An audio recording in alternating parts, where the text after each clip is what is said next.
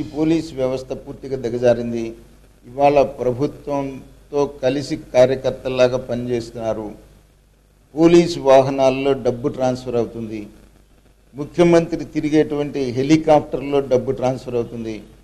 ముఖ్యమంత్రి తిరిగేటువంటి స్పెషల్ ఫ్లైట్స్లో డబ్బు ట్రాన్స్ఫర్ అవుతుంది.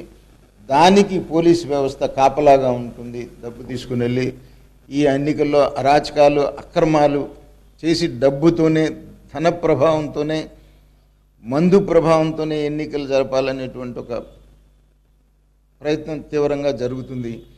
దానికి పోలీసు కాపలాతో జరుగుతుంది. దానికి పోలీసు బాసుల అండ ఉంది అనేటువంటి మాట మేము కూడా కంప్లైంట్ ఇచ్చాం. ముఖ్యమంత్రి గారు హెలికాప్టర్లో డబ్బులు తరలిస్తున్నారంట. ఇది వివిధ అసలు బుద్ధి జ్ఞానం ఉండేది మాట్లాడుతున్నారా అని వాళ్ళకి నేను ప్రశ్న అడుగుతున్నా. ఎందుకంటే ముఖ్యమంత్రి గారు వెమ్మట ఎప్పుడూ సెక్యూరిటీ ఉంటుంది, కంటిన్యూస్గా పబ్లిక్ అయి స్కానర్లు ఆయన ఉంటారు. కాబట్టి ఇది ఎట్లా పాసిబుల్? నిజంగా కనుక ఇది పాసిబుల్ అంటే కనుక దేశంలోనే దాదాపు 83% అవైలబుల్ హెలికాప్టర్లు ఎయిర్ క్రాఫ్ట్లన్నీ భారతీయ జనతా పార్టీనే బుక్ చేసుకుని వాడుతుంది ఎలక్షన్స్కి అని చెప్పేసి అని నేషనల్ న్యూస్ పేపర్స్లో ఛానల్స్లో రావటం జరిగింది. దాదాపు 273 హెలికాప్టర్లు వాడుతున్నారు భారతీయ జనతా పార్టీ నాయకులు అక్రాస్ ద కంట్రీ అని చెప్పేసి అని అంటున్నారు.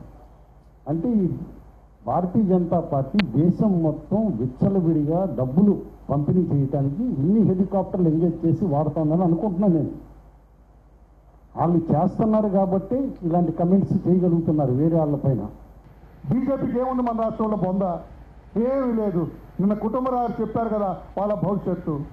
హెలికాప్టర్లు తీసుకొని డబ్బులు ఇచ్చేస్తారా చంద్రబాబు గారు? బుద్ధి లేని వ్యాఖ్య అది. దానికి ఆన్సర్ అక్కర్లేదు, సమాధానం అక్కర్లేదు. బుద్ధి లేని వ్యాఖ్య. చంద్రబాబు గారు హెలికాప్టర్లు తీసుకెళ్ళి పంచుతూ వెళ్తారా ఆహార పొట్లాలు ఇస్తున్నట్టు? ఏమా పట్టుకోమనమ్మా, పోలీసులు కూడా పట్టుకోమనండి. Will initiate action against the police also. మేము కూడా చెబుతాం అటువంటి పోలీసులు మన రాష్ట్రంలో యాక్షన్ తీసుకోండి అని. ఏ పోలీస్ ఆఫీసర్ డబ్బు తరలిస్తున్నారు ఆ పోలీసు మీద యాక్షన్ తీసుకోమనండి. మాకే అబ్జెక్షన్ లేదు. కన్నా లక్ష్మీనారాయణ కిమ్మనకుండా ఉండాలని చెప్పి నేను హెచ్చరిక చేస్తున్నా. అసలు చంద్రబాబు హెలికాప్టర్లు అంతా బండిల్స్ ఆఫ్ క్యాష్ తీసుకెళ్ళి ఇస్తున్నాను. వాట్ నాన్ సెన్స్ అండి? తను అర్థముందా? అంత సీనియర్ 4 సంవత్సరాలు మంత్రి చేశావు, నోటుకొచ్చినట్టు మాట్లాడతావా? కన్నా లక్ష్మణ, ఇదేనా నీ వయసు? ఇదేనా నీ ఎక్స్పీరియన్స్? ఇదేనా నీ రాజకీయం? ఊరుకో, దొంగలు తేలిగుంటున్నట్టు ఊరుకో. బీజేపీ లేదు, పాడు లేదు. ఇక్కడ బీజేపీకి ఒక్క సీట్ రాదు, నీకు తెలుసు. అది మోడీ గారికి కూడా తెలుసు. మమ్మల్ని నాశనం చేయడమే మోడీ గారి పని, మమ్మల్ని తొక్కేయటమే మోడీ గారి పని.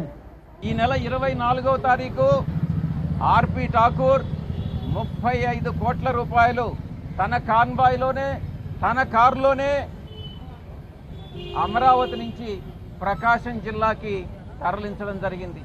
ఈ రకంగా ఒక తెలుగుదేశం తొత్తుగా కార్యకర్తగా పనిచేస్తున్నటువంటి ఈ ఆర్పి ఠాకూర్ని ఇమ్మీడియట్గా ట్రాన్స్ఫర్ చేస్తే కానీ ఫ్రీ అండ్ ఫెయిర్ ఎలక్షన్స్ జరగవు అన్నటువంటి విషయాన్ని మేము కమిషన్ దృష్టికి తీసుకొచ్చాం.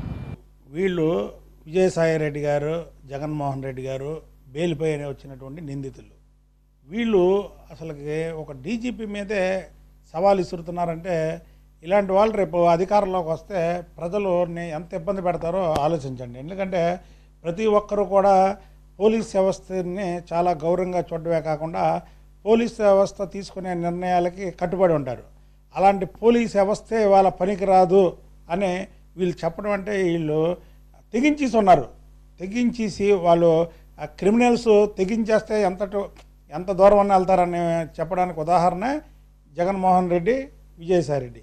వీళ్ళిద్దరూ ఇవాళ డీజీపీలని వీళ్ళని టార్గెట్ చేస్తున్నారంటే నిజంగా ఇలాంటి వాళ్ళు అధికారంలోకి వస్తే రేపు సామాన్య మానవుల పరిస్థితి ఏంటి, మాలాంటి తెలుగుదేశం నాయకుల పరిస్థితి ఏంటో ఒక్కసారి ప్రజలు అర్థం చేసుకోవాలి. వీళ్ళు అందుకే నిన్న మేము ఎన్నికల సీఈఓ గారిని కలిసాం. ఎందుకంటే ఇలాంటి క్రిమినల్స్ 15 నెలలు జైల్లో ఉన్నటువంటి వాళ్ళకి బెయిల్ ఇచ్చి బయటకు వస్తే దానికి కొన్ని కండిషన్స్ పెడతారు. ఆ కండిషన్స్కి లోబడే వీళ్ళు ప్రజల్లో ఉండాలి.